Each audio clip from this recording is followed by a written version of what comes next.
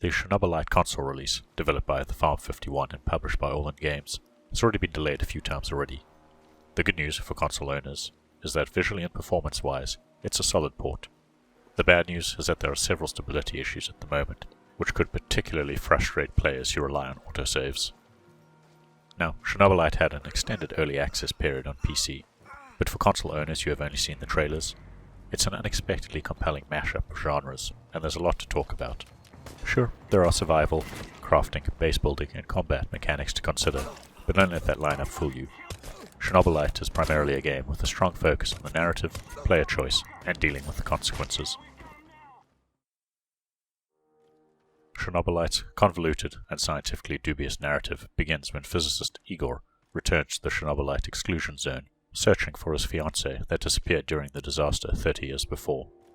He's up against a multinational corporation, the NAR, that officially prevents intrusions and avoids the spread of contamination, but unofficially conducts experiments using the titular Chernobylite. It quickly becomes apparent that Igor is not playing it straight with his mercenary companions, and fails to mention that he hears the voice of Tatiana in his head.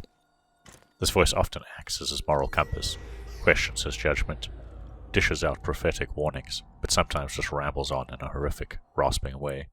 Several questions immediately come to mind. Why is Igor returning now? Why does Tatiana appear to him? Where did he get his portal gun? The answer to all these questions is entertaining, if a little dumb at times, but provides a good hook to keep you invested in the story. After an early failure, Igor's ultimate goal, which you can actually attempt at any time, is to prepare a new heist at the power plant. Along the way, he'll recruit several companions, all connected to past events in the exclusion zone, providing entertaining banter and tragic backstories, while also collecting evidence for several investigations that will reveal past events.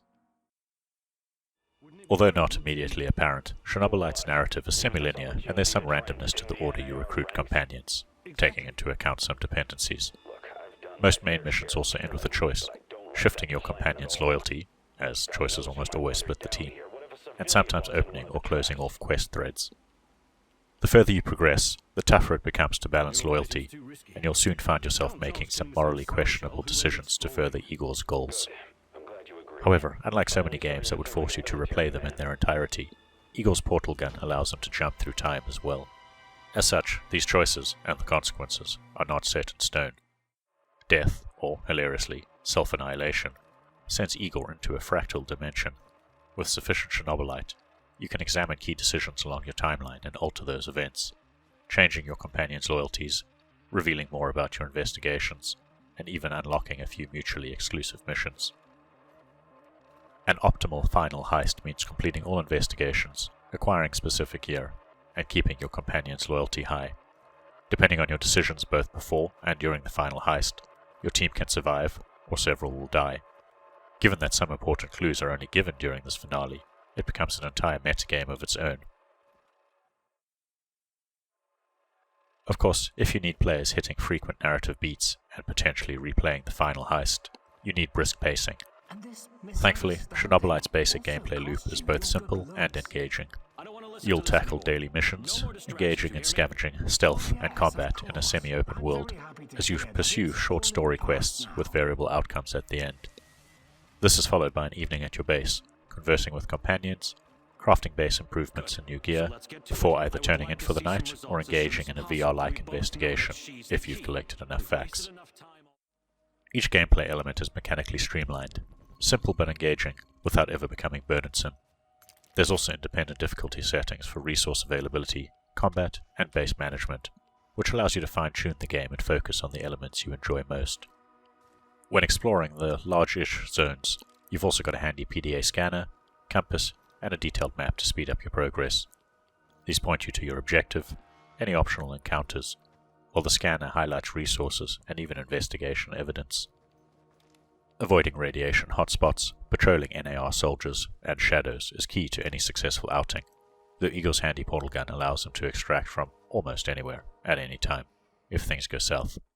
You gain experience from everything you do, be that exploration, combat, crafting, or the missions themselves, which unlock skill points you can use to learn new perks from your companions back at base. As missions will repeatedly take you back to one of the 6 semi-open zones before your final power plant heist, They're thankfully not as static as most survival or crafting-based games. The weather, radiation zones, toxic gas clouds, and NAR patrols all change over time. Certain story decisions will also change locations permanently, while time-sensitive optional encounters can be found, along with once-off stashes of gear or components, once you've managed to craft the right tool. You can even build campfires, crafting workstations, and devices that reduce hazards on future visits.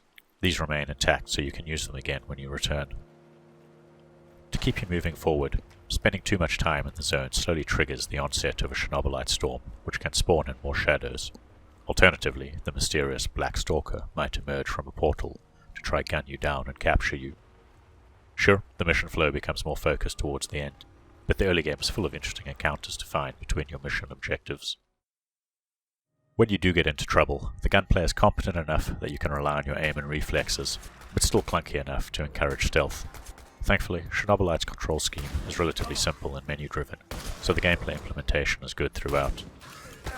You'll encounter unarmed NAR soldiers and humanoid shadows at first, but the roster grows to include armored soldiers, shambling zombie-like shadows, invisible shadows, and annoying mutated insects. The NAR soldiers are easy to dispatch by stealth, if you're patient, but the shadows can slip in and out of reality, making it difficult to predict their movement, and setting up some great jump scares. Complicating issues is the fact the NAR use weapons with biometric locks, so you only have a few classics to collect and modify: a revolver, shotgun, and AK-47, along with 2 sci-fi variants you can eventually craft. Different armors are powerful, but often require a consumable item to provide protection. Think metal and ceramic plates or batteries. To assist your companions in their daily field missions, collecting crafting supplies, ammunition, medicine, and food, they can be allocated a weapon and armor to bolster their stats. You could, in theory, tackle these resource-gathering missions yourself, but many main quests are time-sensitive, and you're far better focusing on the narrative missions and base building anyway. Building up your base, juggling comfort, power, air quality, radiation levels, and sleeping spaces, is an involved process, but only relies on a handful of resources. Mechanical scrap, chemicals, flammables, herbs, and mushrooms are used to craft workstations, power generators, and radiation scrubbers. It makes no sense, but it is engaging, and incentivizes resource gathering during missions. Admittedly, few of these gameplay elements, outside of the timeline tweaking mechanic, feel particularly novel or deep, but their streamlined nature and the quick missions make Chernobylite a distinctly Moorish experience for its brisk 20-hour story. Despite several teething issues on PC at launch, Chernobylite runs unexpectedly well on consoles. It uses photogrammetry for the textures, and has a strong focus on lighting and atmospheric effects. This ensures, more often than not, it looks great, aiming for a mix of medium to high PC settings, albeit lacking the massive production values of its AAA peers. You'll explore large, lifelike spaces and soak up the strangely serene atmosphere. There's often a calm ambience and excellent soothing soundtrack that make exploration a joy, right before someone, or something, jumps you unexpectedly. With so many story elements and optional conversations, there's a lot of dialogue in Chernobylite, and all of it is voiced. Russian dialogue with subtitles feels perhaps the most authentic, but the English voice actors are entertaining and often feel like they're hamming up their role.